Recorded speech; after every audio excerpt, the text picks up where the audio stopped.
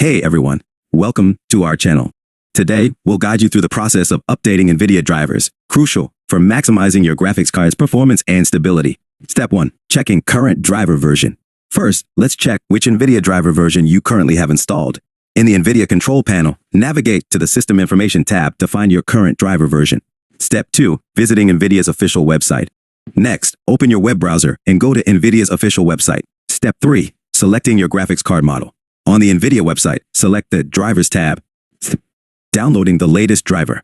Now, locate the latest driver compatible with your graphics card and operating system.